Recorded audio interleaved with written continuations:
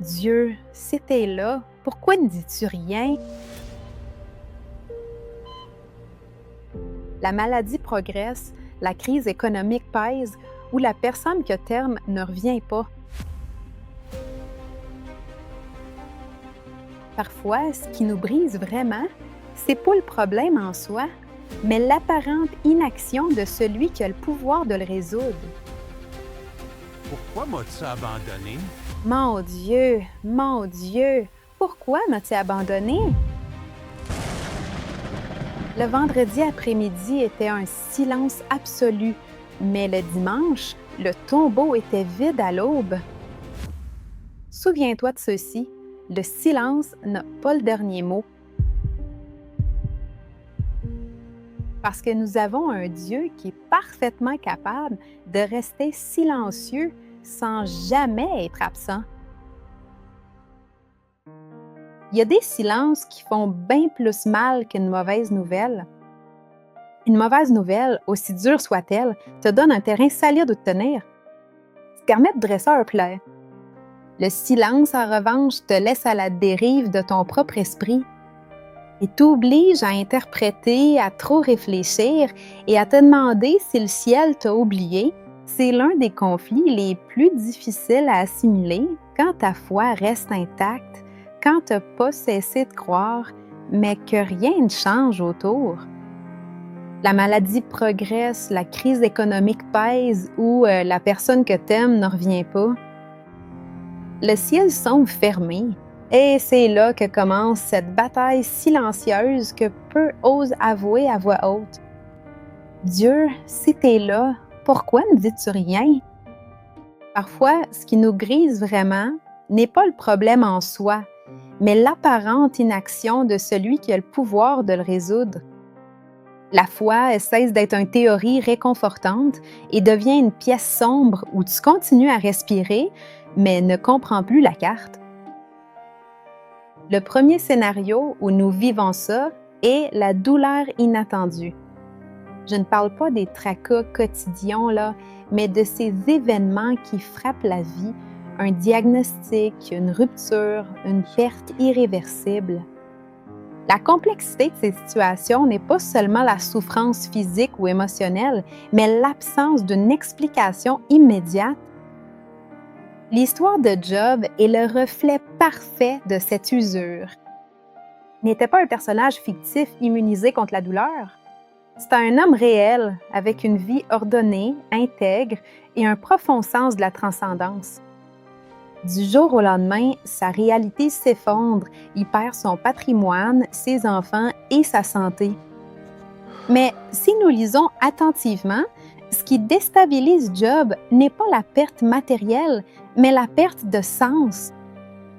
Quand nous souffrons et comprenons pourquoi, la douleur est tolérable.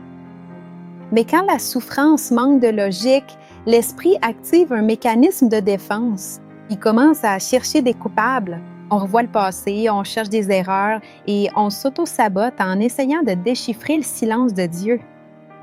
Pour couronner le tout, l'entourage aide rarement. Les amis de Job ont bien commencé en l'accompagnant dans un silence respectueux de 7 jours.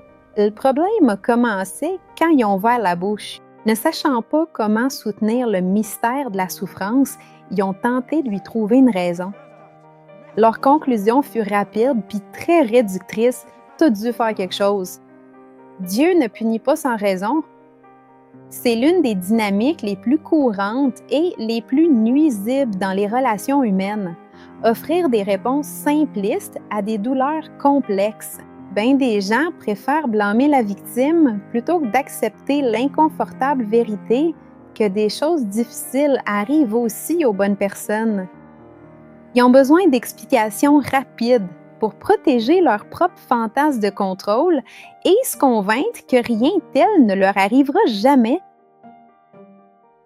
Ce qui est fascinant, c'est que Job ne reste pas silencieux et ne feint pas une fausse paix. Il confronte, questionne et expose sa frustration. Dans la Bible, on voit que Dieu ne le condamne jamais pour avoir douté ou pour s'être senti brisé.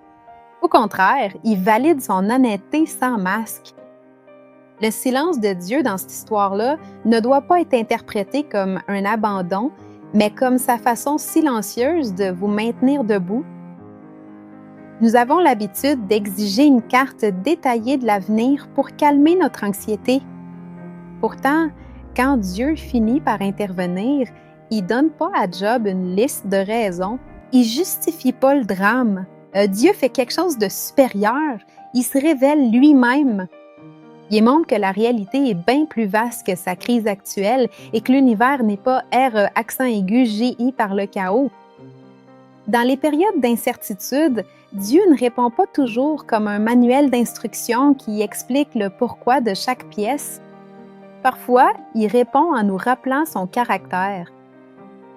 Vous donner une explication ne calmerait votre intellect qu'un instant, mais vous donner sa présence est ce qui soutient vraiment votre monde intérieur. Le silence n'est pas une absence, c'est l'espace où la foi cesse de dépendre des certitudes visibles pour se reposer sur l'amour de quelqu'un en qui vous avez confiance. Pourtant, il y a un silence encore plus profond dans l'histoire de l'humanité, le silence du vendredi au calvaire. S'il y a un moment historique où le ciel devait intervenir de façon spectaculaire, c'était bien celui-là. Sur la croix, il n'y avait pas un coupable payant pour ses crimes. C'était l'innocence même incarnée en Jésus. Et pourtant, le récit nous montre des insultes, de la violence physique et une humiliation publique sans précédent. Le ciel n'a pas envoyé de légion d'anges, n'a pas ouvert la terre, ni arrêté le chronomètre. Il y a eu un silence prolongé et angoissant. Un silence si réel qui a arraché à Jésus lui-même le cri le plus humain du Nouveau Testament. « Mon Dieu, pourquoi m'as-tu abandonné? » Cette expression n'est pas une jolie phrase, là, c'est la manifestation de la douleur psychologique et spirituelle la plus aiguë, se sentir complètement seul. Le Christ a vécu, dans son moment le plus angoissant, l'expérience du silence de son Père. C'est pour ça que quand tu sens que tes prières rebondissent au plafond, là, tu ne parles pas à une divinité lointaine et inaccessible. Tu parles à quelqu'un qui a marché dans cette même noirceur et qui a ressenti le poids d'un ciel silencieux. Alors que tout le monde pensait que le silence de la croix était synonyme de défaite, en coulisses, le plan de la rédemption se préparait. Ce que les hommes ont interprété comme la fin était en réalité l'espace de transition vers quelque chose de plus grand. La croix nous montre que Dieu ne nous sauve pas de la douleur depuis le confort du ciel. Il s'introduit dans notre douleur, il habite notre silence et il remplit de vie tout ce qui semblait sans espoir. Si tu te trouves aujourd'hui dans une période où les questions l'emportent sur les réponses et où l'incertitude te coupe le souffle, rappelle-toi ceci, le silence n'a pas le dernier mot. Dans la chronologie de la foi, le vendredi après-midi a été un moment de silence absolu et de défaite apparente. Le samedi était fait d'attente puis d'incertitude, mais le dimanche, le tombeau était vide au petit matin. Tu n'as pas besoin de faire semblant d'être fort si tu ne le ressens pas en ce moment. C'est correct de pleurer, c'est correct de ne pas comprendre, c'est correct de te présenter devant Dieu avec une prière de douleur. La maturité émotionnelle et spirituelle ne consiste pas à réprimer les doutes, mais à savoir où les amener. Ne fuis pas la noirceur, reste près du seul qui sait ce que c'est que d'être là, parce qu'on a un Dieu qui est parfaitement capable de rester silencieux sans jamais être absent. La résurrection est souvent plus proche que ce que tes yeux peuvent voir.